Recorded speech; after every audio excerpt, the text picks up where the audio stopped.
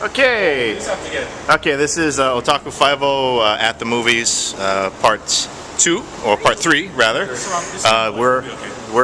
We just came out of our midnight screening of Avatar, and Mr. A has got the ticket right there. All right. So let's go with Jupiter first. What's your initial impression of this first film?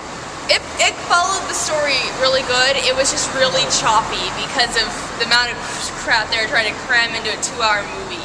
Okay. So M. Night Shyamalan needs to work on his pacing. You know, other than that though, I like the visual effects, and I really like how they kept the UA. I'm kind of confused by the name changes, but then again, American anime, it's one of those things. They pronounce things funny. It's also something akin to what they did in Batman, where it was Ra's al Ghul, and then they called him Roz. Yeah. Same concept, same spelling, different pronunciation. Okay. All right. So let's. All right. Let's. Oh, she's busy. Okay. So while Jupiter's getting our conveyance ready to leave the theater, let's go with Jam. So let's use the time-honored Maka scale. On this particular movie this summer, Iron Man was universally, we all agreed that we liked it. So, right. So what do you think of this movie on the Maka scale? On a Maka scale, I'm gonna have to be a little strict. I'm gonna have to give it maybe a nudge higher than a 6. Okay. The pacing really threw me off, but I mean that's kind of the fault of the episodes being so good. More or less they're self-contained. You can watch an episode, you can get 30 good minutes out of it, and then you're done. Yeah. But it allows for that pacing. The movie, in my opinion, it was like, here's Nickelodeon, and they threw like, $40 billion at this franchise and said, hey, make a movie. And that's like probably the best, self-made movie you'd see on Nickelodeon, in my opinion. Kind of had to petition for it. He wasn't, they weren't going to make a movie. He had to really petition to get the movie made. He had to get it made by him because of his kids or his daughter. Okay. Yeah. All right. So the Maka scale will be a 6 or a 6.5. 6 or a little nudge above a 6. 6.1. All right. Okay. 6. All right, Mr. A. Right. You're probably, out of the 4 of us, you're probably the number 2 Avatar Last Airbender geek. So I'm gonna give it a 6.5. Pacing again sucked horribly. The effects were great. ILM always delivers. Acting was okay. Not great, but considering a lot of the characters are kid actors, never really worked in the actually. And freaking emo airbender thing, as they did in season 1. It really wasn't bad. I'd knock it up to a 7, maybe. But that's only because the intro was so good. It was so spot and it followed the show exactly. All right. In fact, everyone cheered when the book 1 title screen came up.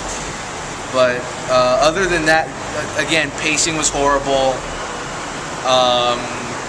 The action beats were too few and far between, and it just.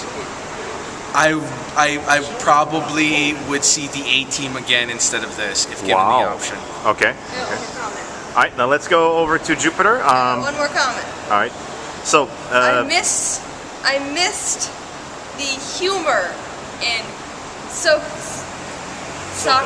I'm gonna call him Sokka. Sorry, Sokka and Aang.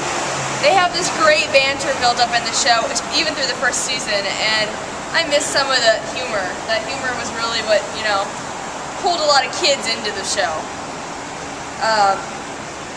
I'd have to give the Maka scale. I'm gonna say a 7. I'm gonna go buy it. I'd rather buy the series, but I'd buy the movie. Okay. Because it's condensed. All right. If they had a box set of the series, I'd get that over the. They have book 1 all together. I'd get that over buying this movie.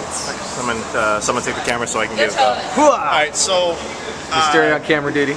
Basically, coming into this film with absolutely no knowledge of any of this stuff. I mean, out of the 4 of us, Jupiter would be the 4 of us that's well versed in Avatar, followed by Mr. A, then Moses. But me, I've only seen like 4 or 5 episodes of the entire franchise. So coming into this, not understanding.